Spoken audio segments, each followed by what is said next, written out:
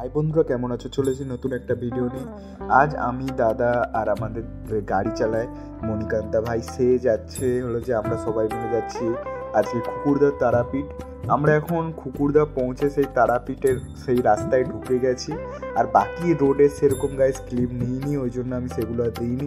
কারণ ওই নর্মালি তোমরা জানো বেশিরভাগ লোক এইখানে খুকুরদায় তারাপীঠটা কোথা দিয়ে যেতে হয়, বা এখন অনেকই পুরনো হয়ে গেছে গাইজ। আর তোমরা জানো মাঝখানে তারাপীঠ অনেক সময়ের জন্য বন্ধ হয়ে গেছিলো গাইজ, ওই জন্য তারাপীঠে কেউ সেরকম লোক যায়নি, ওই জন্য আমরাও সেরকম গাইজ পাইনি সুযোগ যাওয়ার। কারণ আরেকবারও আমরা চেষ্টা করেছিলাম যাওয়ার, কিন্তু তখন গাইজ বন্ধ ছিল তারাপীঠ। আবার যখন জানতে পারলাম যে গাইজ তারাপীঠ আবার নতুনভাবে খুলেছে সেইখানে, কারণ যেই সব ঝামেলাগুলো হয়েছিল সেই ঝামেলাগুলো বাদ দিয়ে এখন আবার নতুনভাবে গাইজ তারাপীঠটাকে খোলা হয়েছে। ওই জন্য আমরা বেরিয়ে পড়লাম ফ্যামিলির সাথে তারাপীঠের মন্দিরটা দর্শন করতে। আর এই হলো সেই ভিডিও, তোমাদেরকে অনেকদিন আগেই বলছিলাম গাইজ আমি আরেকটা ভিডিও খুঁজে পেয়েছি, যেই ভিডিওটা গাইজ তোমাদের কাছে আমি তুলে ধরবো। এটাই হলো সেই ভিডিও। আর সামনে দেখতেই পাচ্ছ গাইজ তারাপীঠের মন্দিরটা লং থেকে কতটা সুন্দর লাগছে, কারণ এমনিতেই গাইজ মন্দিরটা অনেকটা উঁচুয়ে তৈরি করা হয়েছে, ওই জন্য গাইজ ওইখানে অনেকটাই সুন্দর লাগছে। দেখতে থাকো ভিডিওটা। আর আমরা এখন যাচ্ছি তারাপীঠের ওইদিকে, চলো সেইখানে ভেতরে যাই, ভেতরে যাওয়ার পর তোমাদের সঙ্গে কথা বলছি।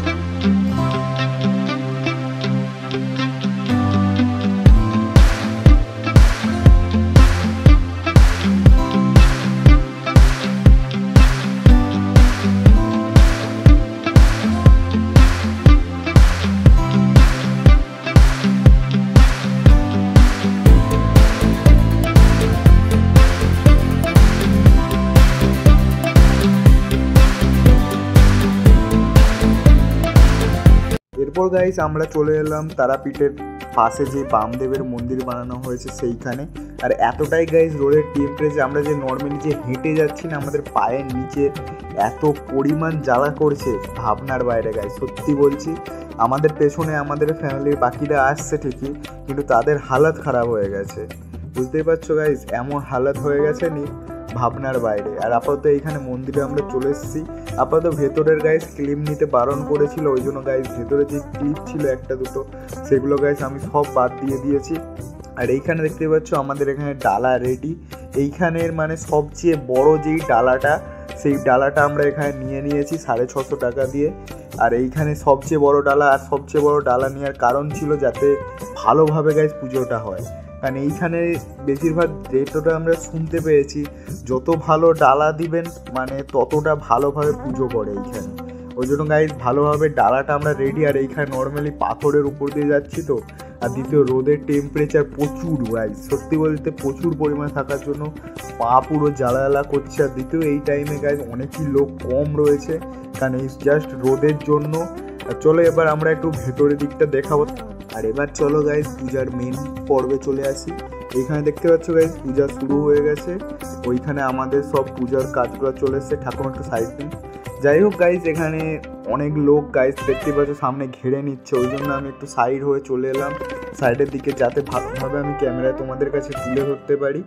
আর এইখানে আমি দাঁড়িয়ে পড়েছি, কারণ বুঝতেই পারছো গাইজ সামনে রয়েছি ঠাকুরের যতই হোক। আর এইখানে আমি যতটা সম্ভব ঠাকুরকে তুলে ধরার তোমাদের কাছে চেষ্টা করছি গাইজ। আর এই হলো এইখানে তারামা। এখানে দেখতে পাচ্ছ যেই মালাটা দিয়েছিল ওর মধ্যে, সেই মালাটাও মাকে পরিয়ে দিয়েছে, যেটা আমাদের কাছে অনেকটাই ভালো ব্যাপার।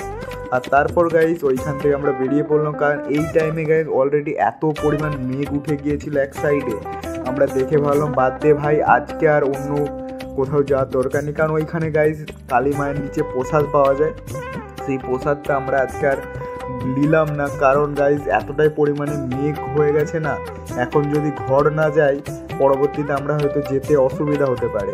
ওই কারণে বিশেষ করে আমরা বেরিয়ে পড়লাম ঘরের দিকে, বুঝলে তো গাইজ। ওই জন্য গাইজ আপাতত এতটাই রাখছি ভিডিওটা। গাইজ তোমাদের কেমন লাগছে বলবে। হতে পারে ভিডিওটা হয়তো খুব ভালো হয়নি, সত্যি বলতে গাইজ খুব ভালো হয়নি হয়তো ভিডিওটা, কিন্তু গাইজ এখন কন্টেন্টের অভাবের মধ্যে যা হোক করে একটা ভাই ভিডিও খুঁজে আমি পার করেছি, যেটা তোমাদের কাছে আমি তুলে ধরলাম। গাইজ ভালো ভালো ভিডিওগুলো আসছে, আমরা এখন প্ল্যানিং করছি ভালো ভালো ভিডিওগুলো রেডি করার।